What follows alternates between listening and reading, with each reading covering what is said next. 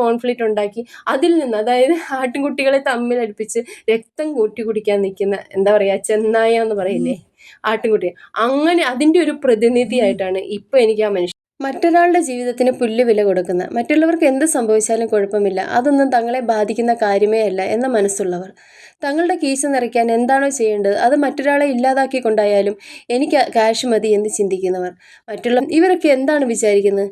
ഇങ്ങനെയുള്ള ദുഃഖങ്ങളൊന്നും തങ്ങൾക്കുണ്ടാവില്ലെന്നോ?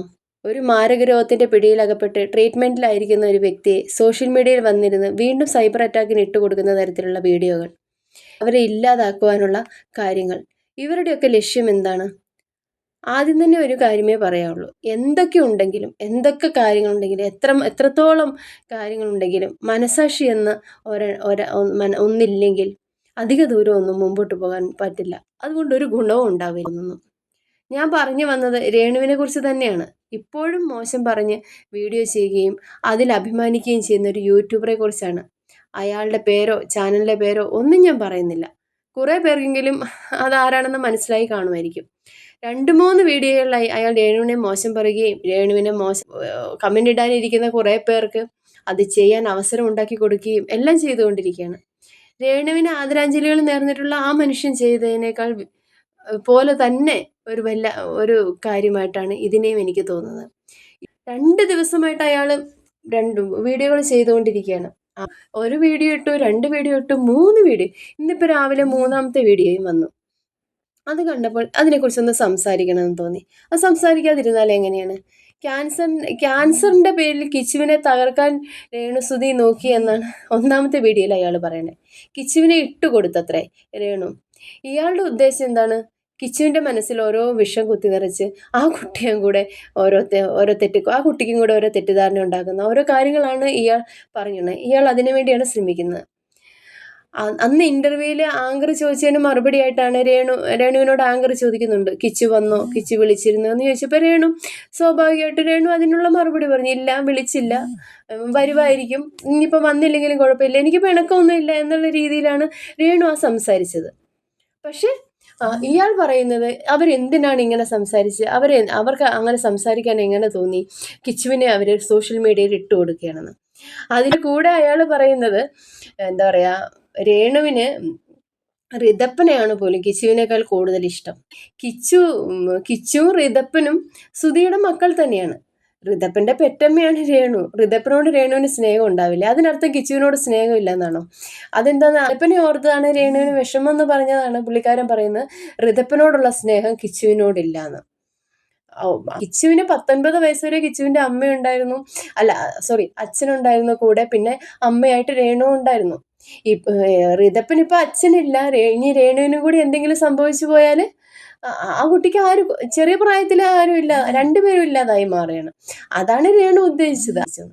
രേണു എവിടെയും ഇതുവരെ കിച്ചുവിനൊരു മോശം പറഞ്ഞായിട്ട് ഞാൻ കേട്ടിട്ടില്ല. പലരും പല രീതിയിൽ കുത്തി ചോദിക്കാനൊക്കെ ചോദിച്ചിട്ടും കിച്ചുവിനെ എവിടെയും രേണു തള്ളിക്കളഞ്ഞ് സംസാരിക്കുകയുണ്ടായി. ഇപ്പൊ കിച്ചുവിനെയും കൂടി ഇതിലേക്ക് വലിച്ചിട്ട് ആ കുട്ടിയുടെ മനസ്സിലും കൂടെ വിഷം കുത്തിവെക്കാനുള്ള കാര്യങ്ങളാണ് ഇപ്പം ഇയാൾ ചെയ്തപ്പോൾ പോയിട്ട് ആളുകൾ കിച്ചുവിനോട് രേണുമ്മയെ പോയി കാണണം, കിച്ചു എന്താ രേണുവിനെ കാണാൻ പോവാത്തത്, അങ്ങനെ ഇങ്ങനെയൊക്കെ ചോദിക്കുന്ന പോലും. അതായത് കിച്ചുവിൻ്റെ ബിസിനസ് തകർക്കാൻ വേണ്ടി, അല്ലെങ്കിൽ കിച്ചുവിനെ സൈബർ അറ്റാക്ക് കിട്ടാൻ വേണ്ടി കിച്ചുവിനെ ഇട്ടുകൊടുക്കുകയാണ് രേണു ചെയ്തതെന്നാണ് അയാൾ പറഞ്ഞത്. ഇങ്ങനെയും കുത്തിത്തിരിപ്പുണ്ടാക്കുന്ന, ഇങ്ങനെയും ഒരാളെ കുറിച്ച് എന്ത് പറയാം, എന്ത് പറഞ്ഞ് എന്നെ കണ്ടന്റ് ചെയ്യുക, അല്ലെങ്കിൽ ആ വ്യക്തിയെക്കുറിച്ച് എനിക്ക് എന്ത് നെഗറ്റീവ് പറയാമെന്ന് ഇങ്ങനെ ചിന്തിച്ച് നടക്കുന്ന ഒരു വ്യക്തി, സത്യം പറഞ്ഞാൽ ഞാൻ അതിശയപ്പെടും. ഞാനൊരു കഴിഞ്ഞൊരു വീഡിയോയിൽ പറഞ്ഞിട്ടുണ്ടായിരുന്നു, ഇപ്പം ഇത്രയൊക്കെ ആളുകളൊക്കെ ചെയ്ത് ഇനിയും രേണുവിനെ അങ്ങനെ ഈ ഒരു ടൈമിലും അങ്ങനെ പറയാൻ മനസ്സുള്ള ആരും ഉണ്ടാവില്ലായിരിക്കും, അങ്ങനെയുള്ള ദുഷ്ടന്മാരൊന്നും ഉണ്ടാവില്ലായിരിക്കും. പക്ഷെ ഞാൻ അങ്ങനെയുള്ളൊരു വ്യക്തിയെ ഇപ്പം കണ്ടു. ഞാൻ അതുകൊണ്ടാണ്, എനിക്കത് കണ്ടിട്ട് സഹിക്കാൻ വയ്യാത്തതുകൊണ്ടാണ് ഞാൻ ഈ വലിയൊരു മാരക രോഗത്തോട് മല്ലടിക്കുന്ന, അതിൻ്റെ ട്രീറ്റ്മെൻറ്റിലേക്ക് പോകുന്ന ഒരു പെൺകുട്ടിയെ അയാളുടെ വീഡിയോൻ്റെ അടിയിൽ വന്നിട്ട് ആളുകൾ പറയുന്നത് കേൾക്കണം. അപ്പം അതിനുള്ള അവസരം ഉണ്ടാക്കിയത് ആരാണ്? അപ്പം രേണുവിനെ ഇത്രയും മോശം പറയിപ്പിക്കാൻ, ഈ ഒരു ടൈമിൽ ഇങ്ങനെ മോശം പറയിപ്പിക്കാനും ഈ കാര്യങ്ങളെല്ലാം കേൾപ്പിക്കാനും വേണ്ടി അയാൾ ശ്രമിക്കില്ലായിരുന്നു. 2ാമത്തെ വീഡിയോയിൽ പറയുന്നതെന്ന് പറഞ്ഞാൽ രേണുവിന് ഒരുപാട് പേര് സഹായിക്കാമെന്ന് പറഞ്ഞു, സീക്രട്ട് ഏജന്റ് പറഞ്ഞു, അവർ പറഞ്ഞു, ഇവർ പറഞ്ഞു, എല്ലാവരും എന്തിനാണ് രേണുവിനെ സഹായിക്കുന്നത്, അല്ലെങ്കിൽ രേണുവിന് കൊടുക്കാൻ ഒരുപാട് പേരുണ്ട്, രേണുവിനേക്കാളും പാവങ്ങളായുണ്ട്. രേണുവിനേക്കാളും പാവങ്ങൾ ഒരുപാട് പാവപ്പെട്ട രോഗികൾ അല്ലെങ്കിൽ ഒരുപാട് സാധുക്കൾ സഹായം ചോദിക്കുന്നുണ്ട്, സഹായം അർഹിക്കുന്ന ഒരുപാട്, അതൊക്കെ നമുക്ക് എല്ലാവർക്കും അറിയാം അല്ലേ, ഇയാൾ പറയേണ്ട ആവശ്യമൊന്നുമില്ല. കാരണം അങ്ങനെയുള്ള ഒരുപാട് വീഡിയോകൾ കാണാറുണ്ട്. എല്ലാവരും മലയാളികളിൽ ഒരുപാട് പേര്, നല്ല മനസ്സുള്ള ഒരുപാട് പേരുണ്ട്, സന്മനസ്സുള്ളവർ. ഇങ്ങനെയുള്ള വീഡിയോകളൊക്കെ കാണുമ്പം അവരെ കൊണ്ട് പറ്റുന്ന രീതിയിലൊക്കെ ചെയ്യുന്നുണ്ട്. അതൊന്നും ആരോടും പറയുന്നില്ല എന്ന് മാത്രം. ഇപ്പൊ ഈ പുള്ളിക്കാരൻ ഇങ്ങനെ രണ്ടുപേരുടെ ഫോട്ടോ കാണിച്ചിട്ട് വേണ്ട, ഇങ്ങനെയുള്ള ആളുകൾ ഈ ലോകത്തുണ്ടെന്ന് നമുക്ക് മനസ്സിലാക്കാം. നമ്മളെല്ലാവരും പറ്റുന്ന പോലെ അല്ലേ അങ്ങനെയുള്ള കാര്യങ്ങളൊക്കെ അറിയുമ്പോൾ നമ്മൾ അങ്ങനെ മുഖം തിരിക്കും, കഴിയുന്നത് പോലെയൊക്കെ ചെയ്യാൻ ശ്രമിക്കുന്നവർ തന്നെയാണ് നമ്മൾ മലയാളികൾ. എത്രയോ ഉദാഹരണങ്ങളുണ്ട് എടുത്തു പറയാൻ, ഓരോരുത്തരെ സഹായിച്ച്. ഇപ്പം രേണുവിൻ്റെ കാര്യം പറയുകയാണെങ്കിൽ, രേണുവിനെ ഞാൻ സഹായിക്കാമെന്ന് പറഞ്ഞ്, അല്ലെങ്കിൽ രേണുവിനെ ഇഷ്ടപ്പെടുന്നവർ, രേണുവിനെ സ്നേഹിക്കുന്നവർ സ്വയം മനസ്സോടെ അങ്ങോട്ട് എന്തെങ്കിലും ചെയ്യുക. അല്ലാതെ രേണു ഒരിക്കലും വന്നിട്ട് എന്നെ ക്യാഷ് വേണമെന്നോ, അല്ലെങ്കിൽ എനിക്ക് ട്രീറ്റ്മെൻറ്റിന് പണമില്ലാതെ, രേണു ആരോടും രേണുവിന് വേണ്ടി പിരിവെടുക്കാനോ, അത് രേണു ഇന്നലെ വന്ന് പറയുകയും ചെയ്തിട്ടുണ്ട്. ഞാനായിട്ട് ആരോടും അങ്ങനെ എന്തില്ല, രേണു ഒരിടത്തും ക്യാഷ് ആവശ്യപ്പെട്ടു. പിന്നെ എന്തിനാണ് ഈ കാര്യം ഈ പുള്ളിക്കാരൻ പറഞ്ഞു, അതും സാധുക്കൾക്ക് രേണുവിന് കൊടുക്കേണ്ട ആവശ്യമില്ല എന്നുള്ള മട്ടിൽ.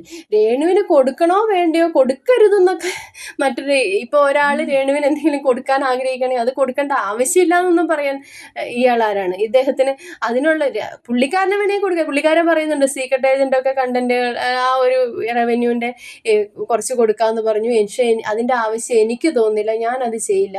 ആ ചെയ്തതിലൊന്നും ഒരു കുറ്റബോധമില്ല. കുറ്റബോധം വേണ്ടടേ, കുറ്റബോധം വേണമെന്ന് ആര് പറഞ്ഞു? അത് ചെയ്യണമെന്നും ഇദ്ദേഹത്തോട് ചെയ്യണമെന്നും നമ്മൾ ആരും പറഞ്ഞില്ല അല്ലേ. പക്ഷെ മറ്റൊരാൾ ചെയ്യുന്നതിനെയും ഒക്കെ ഇങ്ങനെ വിമർശിക്കാനും, എനിക്ക് കുറ്റബോധം ഇല്ലെന്ന് ഇത്ര അഭിമാനത്തോടെ പറയാനും എങ്ങനെയാണ് കഴിയുന്നത്? രേണു ആണല്ലോ രേണുവിനേക്കാൾ എക്സ്പോസ്ഡ് ആയിട്ട്, അല്ലെങ്കിൽ രേണുവിനേക്കാൾ മോശമായിട്ട് എന്തെല്ലാം കാര്യങ്ങൾ ചെയ്യുന്ന എത്രയോ ആളുകളുണ്ട്. അവരെ കുറിച്ചൊന്നും സംസാരിക്കാൻ ഇവർക്കൊന്നും നാവുണ്ടായിരുന്നില്ലേ? രേണു എന്ത് ചെയ്തെന്നാണ് ഇപ്പോഴും പറയുന്നത്? രേണുവിനെ കുറിച്ച് പറഞ്ഞതിലൊന്നും ഒരു കുറ്റബോധവും ഇല്ല. ഈ ഒരു ടൈമിലും രേണുവിനോട് ഒരു സിമ്പതിയും തോന്നുന്നില്ല എന്നുള്ള മട്ടിൽ പറയുമ്പം എന്താണ് പറയുന്നത്? ഇദ്ദേഹം പറയുന്ന അനുസരിച്ചാണെങ്കിൽ ഒരുപാട് ക്യാൻസർ രോഗികൾ അങ്ങനെയൊക്കെ ഉണ്ട്. രേണുവിന് ക്യാൻസർ രോഗം വന്നു എന്ന് വിചാരിച്ചുകൊണ്ട് രേണുവിനെ കുറിച്ച് ഇനിയും എനിക്ക് മോശം പറയണം, അല്ലെങ്കിൽ രേണു എന്നുള്ള കണ്ടന്റിനെ എനിക്ക് വിടാൻ പറ്റില്ല, എനിക്ക് ഇനി വീഡിയോ റീച്ച് ആവണം, ഞാൻ ഇനി എന്തെങ്കിലും കുറ്റം രേണുവിൻ്റെ കണ്ടുപിടിച്ചുകൊണ്ട് വരും. അതാണ് അയാൾ ഉദ്ദേശിക്കുന്നത്. അയാളുടെ വീഡിയോ കണ്ടപ്പോൾ എനിക്ക് മനസ്സിലായത് അതാണ്. അയാൾ ചെയ്തതോ അയാളിലേക്ക് പോകണം, അല്ലെങ്കിൽ കിച്ചുവിനെയും രേണുവിനെയും തമ്മിലൊരു കോൺഫ്ലിക്റ്റ് ഉണ്ടാക്കി അതിൽ നിന്ന്, അതായത് ആട്ടിൻകുട്ടികളെ തമ്മിലടുപ്പിച്ച് രക്തം കൂട്ടി കുടിക്കാൻ നിൽക്കുന്ന, എന്താ പറയുക, ചെന്നായ എന്ന് പറയില്ലേ, ആട്ടിൻകുട്ടി, അങ്ങനെ അതിൻ്റെ ഒരു പ്രതിനിധിയായിട്ടാണ് ഇപ്പം എനിക്ക് ആ മനുഷ്യനെ തോന്നിയത്. സത്യം പറഞ്ഞാൽ ഒരുപാട് വിഷമം. ഈ വീഡിയോകളുടെയൊക്കെ അടിയിൽ രേണുവിനെ കുറിച്ച് എത്ര മോശമായിട്ടാണ് ആളുകൾ കമൻ്റ് ഇടുന്നതെന്ന് അറിയോ? അതാരാണെന്നാണ് ഇപ്പോഴും ഇങ്ങനെയൊക്കെ ചിന്തിക്കുന്ന ആളുകളുണ്ടല്ലോ. എന്തുകൊണ്ടാണ് അങ്ങനെ ഇപ്പം ഈ വീഡിയോ ഒക്കെ കാണുമ്പോൾ രേണുവിന് എന്ത് വിഷമം? ഒരു കിച്ചുവിനെ പോലെ തന്നെ സുധിച്ചേട്ടൻ്റെ മകനാണ് ഋതപ്പനും. അമ്മയ്ക്കും കൂടി എന്തെങ്കിലും സംഭവിച്ച ആ കുട്ടിക്ക് അച്ഛനും അമ്മയും ഒരുമിച്ചില്ലാതാവുകയാണ് അല്ലേ. അതൊക്കെ എല്ലാവരും അങ്ങ് മറന്നു പോവുകയാണ്. സുധിയോടുള്ള സ്നേഹം മൊത്തം കിച്ചുവിന് മാത്രം, കിച്ചുവിന് സ്നേഹം കൊടുക്കണം. അതുപോലെ തന്നെ ഋതപ്പനെയും കൂടെ കുറച്ചെങ്കിലുമൊക്കെ സ്നേഹിക്കാൻ, ആ കുട്ടിക്ക് വേണ്ടിയെങ്കിലും ആ ഒരു സ്ത്രീ ആ കുട്ടിയെ വെറുതെ വിട്ടൂടെ? ആ ഋതപ്പന് വേണ്ടിയെങ്കിലും. ഇന്നിപ്പോൾ അയാൾ വന്നിരിക്കുന്ന വീഡിയോ എന്ന് പറഞ്ഞാൽ രേണു ദുബായിലെ ബാറിൽ പോയിട്ട് അങ്ങനെ എന്തൊക്കെയോ കാണിച്ചു, അങ്ങനെ എണിച്ച് ലക്ഷങ്ങൾ സമ്പാദിച്ചു, ആന ചേന, അങ്ങനെയൊക്കെയാണ് കുറേ കാര്യങ്ങൾ. ഈ വീഡിയോ കൂടെ കണ്ടപ്പോൾ എനിക്ക് മനസ്സിലായി ഇയാൾ ഉദ്ദേശിക്കുന്നത് എന്താണെന്ന് വെച്ചാൽ ക്യാൻസർ ട്രീറ്റ്മെൻറ്റ് ഇതൊന്നും എനിക്ക് വിഷയമല്ല.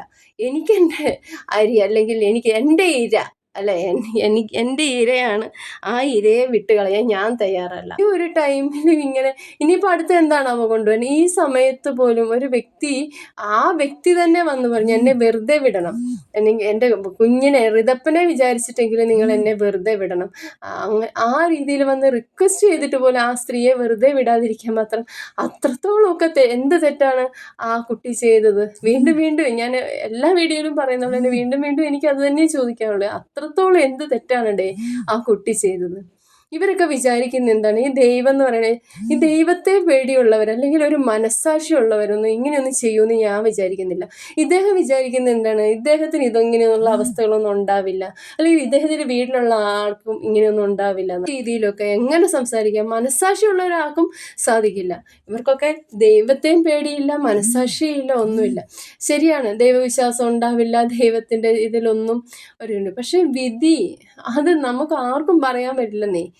എന്താണ് നമുക്കൊക്കെ നാളെ എഴുതി വെച്ചിരിക്കുന്നത് നമ്മളെങ്ങനെ പറയും?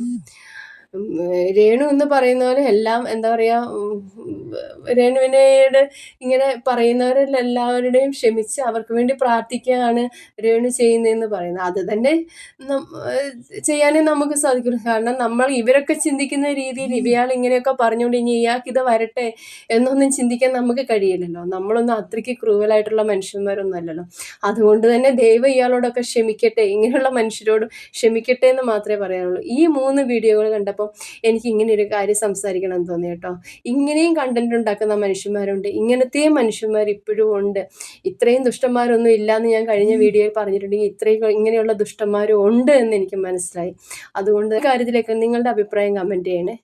Thank you.